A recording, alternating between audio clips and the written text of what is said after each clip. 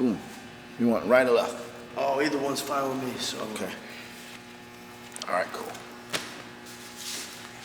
Yeah, my cameraman is doing this event with Chris Brown tonight. So. Oh, nice. Okay. 4. Shout out here, the Top Wrestling Show, sitting right here, right now, at the Brian Kendrick School of Wrestling with Brian Kendrick. This is the Talk About Professional Wrestling, and I'm excited. Thank you for taking the time to sit down, brother. Yeah. I'm gonna just jump right into it. We're gonna throw a lot of questions at you and stuff, and because I'm excited. Okay. How did you start off in this business? It was something I fell in love with as a kid, and one day I guess got the guts. I got inspired somehow to go through with it, and so I moved from Washington State to Texas. Found a school, found another school. Wound up at the Shawn Michaels Wrestling Academy, and I've been bouncing around the world since. Awesome, man, awesome. So how many years you been in this business now? Jeez Louise. I guess you could argue, 14, 15 years. Wow, yeah. Wow. Well, I tell you, your craft, your style, your technique is incredible. You can compare you to so many different people, from Rey Mysterio to Chris Jericho to Chris Benoit. You have that rugged, but the high-flying style and everything, man. It's a good mix. I'm flattered. Thank you very much. So, those are all heroes of mine. Who is it that really is the one wrestler that really inspired you to get into this business? Boy. I mean, it was Ultimate Warrior is the first one that made me fall in love with pro wrestling, and then Coco Beware became my favorite wrestler. Wow. And then as I got a little older and started to understand the intricacies a little more, just as a fan though still, Shawn Michaels and Mr. Perfect, and then watching the Super J Cups, I fell in love with Otani and Liger and all these guys, and so I guess it's always kept changing, but the one guy though, I guess that made me think I can do this was Rey Mysterio Jr. He was a real, genuine inspiration. Awesome, man. Awesome. Now, out of all the matches you've had in 14 years, which one stands out the best or the most to you?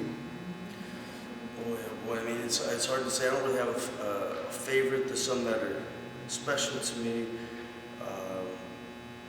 The ladder match sticks out in my head. We did a tag match, Paul and I did, on pay-per-view with ladders, and that just stands out because it's a weird match. I don't normally wrestle with ladders. Match Kaz Hayashi and I against guys named Ishii Takaiwa out in Japan also really sticks out for me as well. Now, did you enjoy working with Paul London? Did you stay in Oh yeah, no, he's still a good buddy of mine. He's a goofy son of a gun, but my kind of goofy. Awesome, awesome. Who would you say you like working with the best in the ring?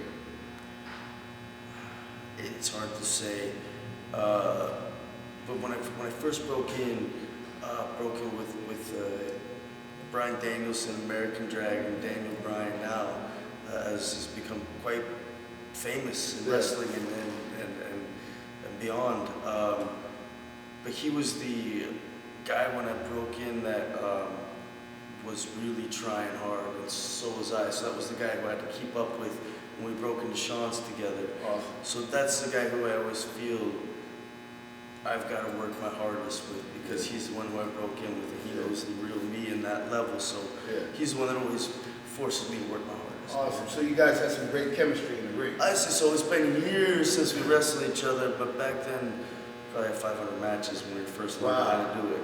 Wow. Well, that's something definitely I know the wrestling fans will love to see. You and Daniel Bryan in the ring, the WWE arena. Wow. Oh, it could be any arena. I'll take it. I would love to see him just come here. Yeah, I would love to do it. I would love to do it. Awesome. He's unbelievable. Awesome. Now, in your stint in TNA, how did things progress and finalize with that? Was it that's like a mutual understanding, or things just wasn't moving for you in TNA? How did that work? Yeah, it was a matter of, there was a change in the scenery backstage as far as who was gaining power. So my support for my character and stuff disappeared, and there was a real struggle with my character. I was doing some kind of weird stuff, kind of esoteric, bizarre stuff, and some people liked it because it was bizarre and I wrote it myself, and then other people didn't like it. backstage because the average person, it didn't make sense. Like Ultimate Warrior promos, they don't make sense. And so they wanted it to be digestible to the fans. And so when my support was gone, my run was going nowhere. Wow. And so after 4 months of not wrestling once, I asked for my release and I got it. Yeah, well, it seems like that's a pattern at TNA, and I don't mean to like make an issue of it, but Joey Ryan, similar situation. I like the guru kind of thing that you were doing, and it was different and it was interesting. When you were on television, I didn't fast forward it. I stayed tuned, just like Joey Ryan when he was doing his gimmick.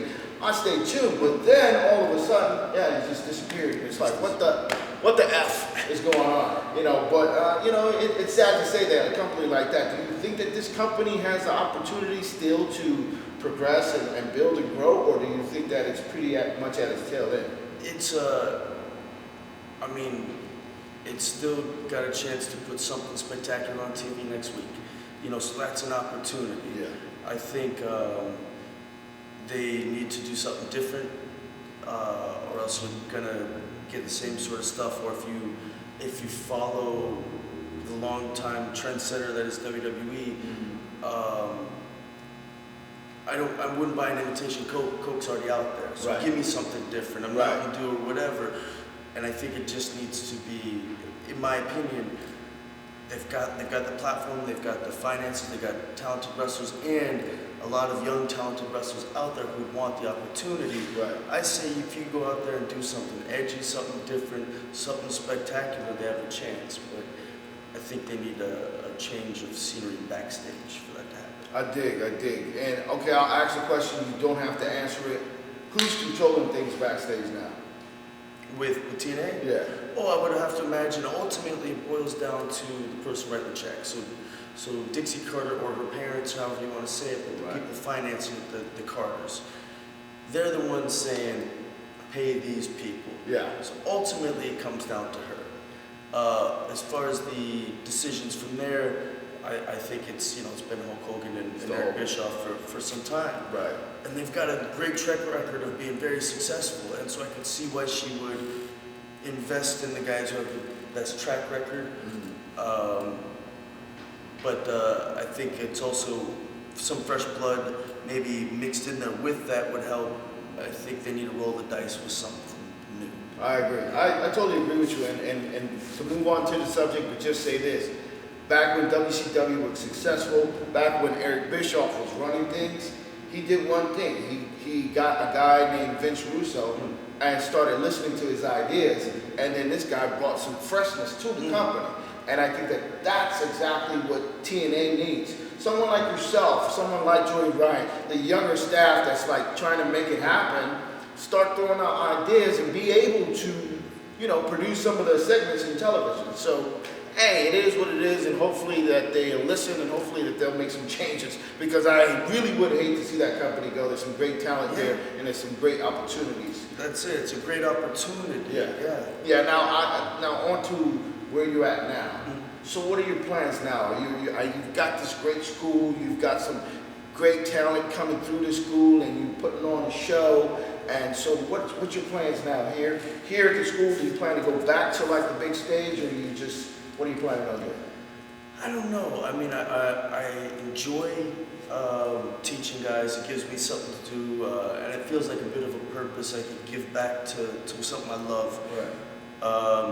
And I don't feel like I'm worthless sitting at home on a Wednesday afternoon.